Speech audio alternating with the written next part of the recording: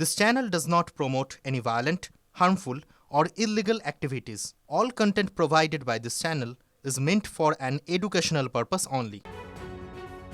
294টি আসনে লড়তে প্রস্তুত কংগ্রেস বাংলার মানুষের সমর্থন পাবে। সবার মতামতের ভিত্তিতেই সিদ্ধান্তে শিলমোহর দিয়েছে হাইকমান্ড। জোটের ক্ষেত্রেও আলোচনার ভিত্তিতেই সিদ্ধান্ত হয়েছিল, দাবি প্রদেশ কংগ্রেস সভাপতি শুভঙ্কর সরকারের। ভেতর থেকে যে গণতান্ত্রিক প্রক্রিয়ায় সবার মতকে গ্রহণ করে তার উপরেই আমাদের সিদ্ধান্ত আমরা গ্রহণ করেছি এবং সেই সিদ্ধান্ত কেন্দ্রীয় নেতৃত্ব হাইকমান্ড শিলমোহর দিয়েছে। 294টি আসনে লড়াইয়ের ক্ষেত্রে আমাদের দল পুরো প্রস্তুত।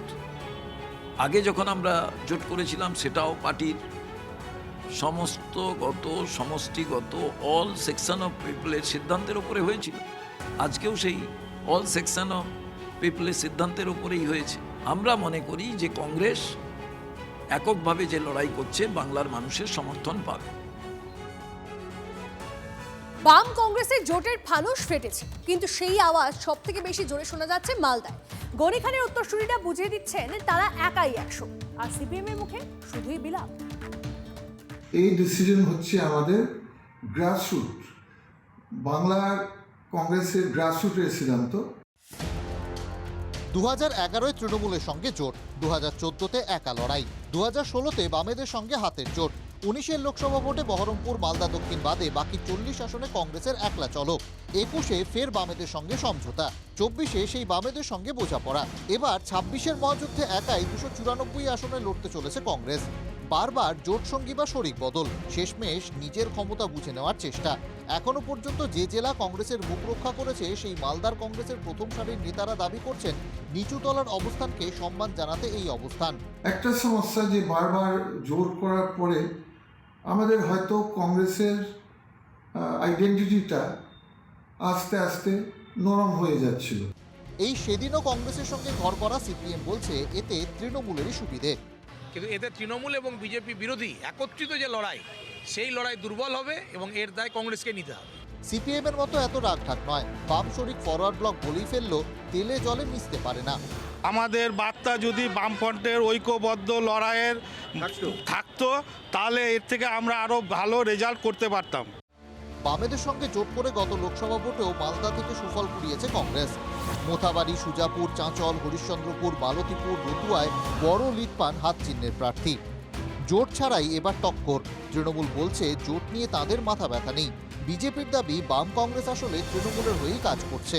তো আগে থেকে ওনারা সারেন্ডার হচ্ছে যে ভাই দেখো টিএমসির সঙ্গে পারবো না, তো ফালতু জোটফোট করে লাভ নাই। রেজাল্টের পরবর্তী যে বার্তাটা মানে একটা খারাপ যেত যে না পুরো টিএমসির সঙ্গে লড়েও পারছে না, এটা আর আগে থেকে ওনারা সাবধান হয়ে যাচ্ছে। এটা তো তৃণমূলের সুবিধার জন্যই করছে। এই ভোটগুলো তো আর বিজেপিতে যাবে না, সমস্ত তৃণমূলেই যাবে। কংগ্রেসও সাইনবোর্ডের পার্টি হয়েছে, না সংগঠন আছে না ভোট আছে, আর সিপিএমেরও ভোট বলে কোনো পদার্থ নাই। এই তো সেদিন কংগ্রেসের সঙ্গে জোট হবে না ইঙ্গিত পেয়ে বিজেপি তৃণমূল বিরোধী দলগুলোকে নিচুতলায় এক হওয়ার আহ্বান জানিয়েছিলেন সিপিএম এর রাজ্য সম্পাদক। সেখানে মালদা কংগ্রেস বোঝাচ্ছে তারা একাই 100। মালদা থেকে শুভতোষ ভট্টাচার্যের রিপোর্ট, TV9 বাংলা। বালুরঘাট আসনটি পুনরুদ্ধার করতে মরিয়া তৃণমূল। দলের বিশেষ দায়িত্ব পেয়ে ময়দানে প্রাক্তন সাংসদ তথা নাট্যকর্মী অর্পিতা ঘোষ। গতকাল দলের লিগ্যাল সেলের সদস্যদের নিয়ে বৈঠক করেন তিনি। এসআইআর হয়রানি, বৈধ ভোটারদের নাম বাদ পড়ার মতো বিষয়ে আইনজীবীদের সক্রিয় ভূমিকা নিতে নির্দেশ দেন। মতন একটা মানে এডুকেটেড অ্যান্ড ন্যাশনাল শহরে আমার legal cell is very important.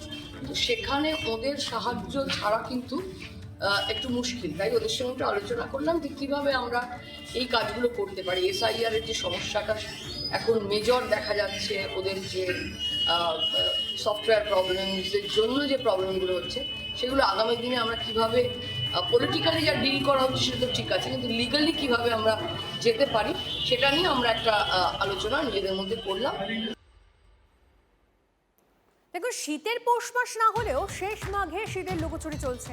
Mower সময়ও ফুরিয়ে এলো, কিন্তু জয়নগরের টিকিট কে পাবে তৃণমূলের তা বোধহয় হাতের মোয়া নয়। দুবারের তৃণমূল বিধায়ককে কি আর প্রার্থী দেখতে চাইছে না তৃণমূল? যেভাবে বিধায়কের বিরুদ্ধে পোস্টারে জয়নগর ছেয়ে গেছে তা কিন্তু মোটেই ভালো লক্ষণ নয়। তৃণমূল বিধায়কের খাস্তা লুকেই তাঁর বিরুদ্ধে পোস্টার। কোনোটায় প্রার্থী বদলের দাবি, কোনো পোস্টারে তৃণমূল বিধায়কের বিরুদ্ধে টাকা নিয়ে পঞ্চায়েতের টিকিট বিক্রির অভিযোগ। 2016 থেকেই তৃণমূলের গড় জয়নগর। প্রতি ভোটে মার্জিন বাড়িয়েছেন দুবারের বিধায়ক বিশ্বনাথ দাস। এবার তার বিরুদ্ধে পোস্টারে তোলপাড় দক্ষিণ 24 পরগনার এই জনপদ। যেটা সকলের নজরে পড়েছে তা হলো তৃণমূল কর্মীদের নাম দিয়ে একটার পর একটা পোস্টার বিতর্কে 9 জনকে গ্রেফতার করেছে জয়নগর থানা ও বকুলতলা থানার পুলিশ। তাৎপর্যপূর্ণ বিষয় হলো ধৃতরা জামিন পাওয়ার পর তৃণমূল কর্মীরাই স্লোগান দিতে থাকে। থানা চত্বরে মালা পরানো হয় অভিযুক্তদের। সব মিলিয়ে বিধানসভা ভোটের আগে জয়নগরের শাসক দলের যে কোন দল সে কোন দল প্রকাশ্যে চলে এসছে। এইভাবে জানানোটা আমি সমর্থন করি না। সেই সাথে সাথে তৃণমূল কংগ্রেস কর্মীদের যদি কেউ বিনা কারণে হয়রানি করে থাকে সেটাও আমি সমর্থন করি না। তার কার্যকারিতা তো আপনি দেখেছেন, একের পর এক সজল পোষণ, মানে কি আপনি 1 নম্বর ব্লক 2 নম্বর ব্লক এইগুলোর দিকে তাকালে পদাধিকারীদের দিকে তাকান। এই উল্লাস কি তৃণমূলের গোষ্ঠী রাজনীতির ফল? 10 বছরের বিধায়ক থাকাকালীন বিস্তর বিতর্কে জড়িয়েছেন বিশ্বনাথ দাস। গত বছরের জুলাইয়ে বকুলতলা থানার বেলে দুর্গানগরে পুলিশকে লক্ষ্য করে কুরুচিকর মন্তব্যের অভিযোগ ওঠে তৃণমূল বিধায়কের বিরুদ্ধে। 2025-এ মাধ্যমিকের পরীক্ষা চলাকালীন মাইক বাজিয়ে পার্টি অফিসের উদ্বোধন করে বিতর্কে জড়ান তিনি। 2022-এ জয়নগর মজিলপুর পুরসভায় ভোটের দিন সন্ত্রাস চালানোর অভিযোগ ওঠে এই বিশ্বনাথের বিরুদ্ধে। 2018 ডিসেম্বরে জয়নগরে তৃণমূল বিধায়কের গাড়িতে গুলি বোমা বৃষ্টিতে নিহত হন 3 জন। এবার সেই বিশ্বনাথ দাসের বিরুদ্ধে পোস্টার পড়তেই তার হয়ে ব্যাট করতে নেমে পড়েছে অনুগামীরা। যদি তারা তৃণমূল কংগ্রেস সমর্থক হয়ে থাকে তাহলে পুলিশ কেন তাদের আটক করবে? এটা তো তৃণমূল কংগ্রেসের বিরুদ্ধে বিষয়টা হয়েছে পুরোপুরি। ভোটের মুখে জয়নগরে তৃণমূলের খেয়ে উপভোগ করছে বিরোধীরা। তৃণমূলের প্রার্থী নয়, পুরোপুরি তৃণমূলকে এখান থেকে নির্মূল করার জন্য আমরা দাবি জানাচ্ছি। বড় আঙ্গিকে দেখলেই বোঝা যায় যে সারা রাজ্যের মানুষ চাইছে তৃণমূল এবং বিজেপির থেকে পরিত্রাণ চায়। দিন কয়েক আগে উত্তরবঙ্গের করণদিঘিতে তৃণমূল বিধায়ক বদলের দাবিতে পড়ে পোস্টার। সেই সংক্রমণ কি ছড়িয়ে পড়ল দক্ষিণেও? অভিজ্ঞান নস্করের রিপোর্ট, TV9 বাংলা। বর্ধমানে একটি গাড়ি থেকে প্রায় 6.5 লক্ষ টাকা উদ্ধার। আর এই 6.5 লক্ষ টাকার মালিকানা নিয়ে দুই ফুলের ফাটাফাটি ফাইট।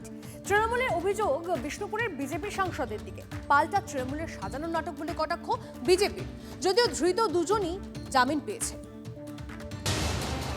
বর্ধমানের রেনেসা অঞ্চল থেকে টাকা উদ্ধার, একটা গাড়ি ও 2 জনকে গ্রেফতার করে পুলিশ। জেলার পুলিশ সুপার অর্ক বন্দ্যোপাধ্যায় ধৃতদের থেকে পাওয়া তথ্য তুলে ধরেন সংবাদ মাধ্যমের সামনে। ওরা বলে যে এই ডিস্ট্রিক্টের বিভিন্ন বালিঘাট বা নেবারিং ডিস্ট্রিক্টের বিভিন্ন বালিঘাট থেকে এই টাকাটা ওরা কালেক্ট করেছে। যে হৃদয় পাল নামে একজন ব্যক্তি ওদেরকে এই টাকাটা কালেক্ট করার জন্য পাঠায়, যিনি আমাদের এমপি বিষ্ণুপুর সৌমিত্র খান, ওনার পিএ। বিষ্ণুপুরের বিজেপি সাংসদের নাম পুলিশের মুখে আসতেই আসরে নেমে পড়ে তৃণমূল। বিজেপি সাংসদের পিঠে তোলাবাজ তকমা সেঁটে দিতে মরিয়া হয়ে ওঠে শাসক দল। এরা ওই বালির জন্যই বিজেপি গেছে, চুরি করার জন্যই বিজেপিতে গেছে, সবাই জানে। চুরি ডাকাতি এবং তোলাবাজি করা এদের কাজ।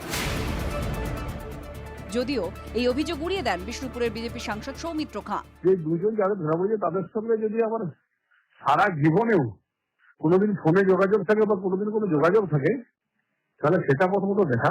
বর্ধমান, পূর্ব বর্ধমান, বোলপুর, বীরভূমের দায়িত্বে পেয়েছি রাজনৈতিকভাবে, তার জন্য একটা কার্যকলাপ চলছে। কিন্তু আমার মনে হয় এই চিত্রনাট্যটা খুব কমজোরি হয়ে গেল। শুক্রবার সকাল থেকে টাকা উদ্ধার ও সৌমিত্র খাঁয়ের নামকে সামনে রেখে জেলায় সুর চড়াতে থাকে তৃণমূল। এদিকে ধৃত 2 জনকেই এদিন তোলা হয় আদালতে। আদালত জামিন মঞ্জুর করে। লাইভ বার্ড স্টক অর্থাৎ ওই মুরগি ইত্যাদি ফার্মারদেরকে, যারা চিকেন ইত্যাদির ব্যবসা করে তাদের ফার্মারদেরকে তারা দেয় এবং পরবর্তীকালে তাদের কাছ থেকে টাকা কালেকশন করে। আমরা তার জন্য বিভিন্ন ডকুমেন্ট দিই, ব্যাংকের স্টেটমেন্টও দিই, পশ্চিমবঙ্গ সরকার দ্বারা অনুমোদিত সেগুলো। বৃহস্পতিবার গ্রেপ্তার, শুক্রবার জামিন। যে ঘটনায় সাংসদের নাম জড়িয়ে যাচ্ছে সেখানে এত সহজে অভিযুক্ত জামিন পেয়ে গেল। সিপিএম বলছে সবটাই নাকি সেটিং। এসব কি? তাহলে 7 লক্ষ টাকা যদি পুলিশ তারা রেড করে হঠাৎ করে কোনো একটা সোর্স থেকে খবর পেয়ে, তাহলে আজকে তারা এই কি ধারা দিয়েছে যে ধারা সকালে তুলে বিকেলে জামিন হয়ে যায়? 24 ঘন্টা আগে উত্তাপ, 24 ঘন্টা পর সবই যেন ঠান্ডা। পূর্ব বর্ধমানের রেনেসার ঘটনা নতুন কোনো দিশা আদৌ দেখাতে পারল কি? মনতোষ পোদ্দার ও হীরক মুখোপাধ্যায়ের রিপোর্ট, TV9 বাংলা। বৃহস্পতিবার ডিএ নিয়ে আদালতে ধাক্কা খেয়েছে রাজ্য। সুপ্রিম নির্দেশে বিপুল টাকার জোগাড় করতে হবে রাজ্যকে। এই নির্দেশ নিয়ে তরজার মাঝেই জলপাইগুড়ির একটা খবর বেশ নজর কাড়ছে। তৃণমূল পরিচালিত জলপাইগুড়ি পুরসভা কর্মীদের প্রভিডেন্ট ফান্ডের টাকা জমা করেন, তাই অ্যাকাউন্ট ফ্রিজ করে দিল প্রভিডেন্ট ফান্ড বিভাগ। বেতন থেকে টাকা কাটা হচ্ছে, কিন্তু সেই টাকা জমা হচ্ছে না প্রভিডেন্ট ফান্ড অ্যাকাউন্টে। 1 মাস বা 2 মাস নয়, 2011 থেকে 2024 অভিযোগ 15টা বছর ধরে এই কাজ চলছে জলপাইগুড়ি পুরসভায়। বাধ্য হয়ে পুরসভার অ্যাকাউন্টই ফ্রিজ করে দিল প্রভিডেন্ট ফান্ড বিভাগ। इतने लंबे पीरियड का ये 1.74 करोड़ का असेसमेंट किया गया था, जिसकी रिकवरी के लिए ये कार्रवाई की गई है। নিয়ম বলে পিএফ বাবদ কাটা টাকা নিয়োগকর্তাকে 15 দিনের মধ্যে অ্যাকাউন্টে জমা করতে হবে, কিন্তু জলপাইগুড়ি পুরসভা 2011 থেকে 2024 পর্যন্ত টাকা জমা করেনি। বকেয়ার পরিমাণ 1,74,00,000 টাকা। জলপাইগুড়ি পুরসভার 6টি অ্যাকাউন্ট ফ্রিজ। অবসরের পর প্রভিডেন্ট ফান্ডে জমানো টাকা এবং তার সুদের ওপর ভর করেই চলে অনেকের জীবন। 11 বছর টাকা জমা না হওয়ায় সুদ থেকেও বঞ্চিত অবসরপ্রাপ্ত কর্মীরা। ইন্টারেস্টের যে টাকা কর্মীরা বঞ্চিত হচ্ছে, সেই টাকা কর্মীরা পাচ্ছে না। তা এটা সত্যি দুর্ভাগ্য। কোথায় গেল এত টাকা? বিজেপি সিপিএম পিএফ বিভাগের সিদ্ধান্তকে স্বাগত জানিয়ে তৃণমূলের দিকে দুর্নীতির তীর ছুঁড়তে শুরু করেছে। এই টাকার হিসাব কোথায় গেল, কিভাবে তারা দিল না, কেন দিল না, সেই টাকার হিসাব পুঙ্খানুপুঙ্খভাবে জলপাইগুড়ি বর্তমান যে মিউনিসিপ্যালিটির চেয়ারম্যান এবং পুরো বোর্ডকে দিতে হবে। একটা ভালো কাজ করেছে, তাদেরকে উচিত শিক্ষা দেওয়ার জন্য পৌরসভা একটার পর একটা গাড়ি পরিবর্তন করে তাদের ভোগবিলাসের জন্য ঘর বানাচ্ছে।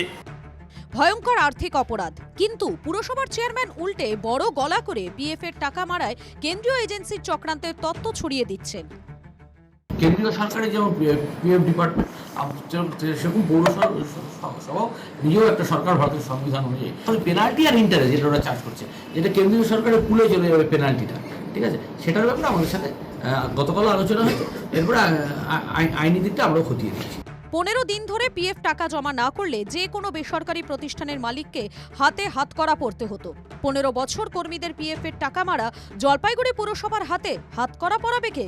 জলপাইগুড়ি থেকে নীলেশ্বর সান্যালের রিপোর্ট, টিভি9 বাংলা।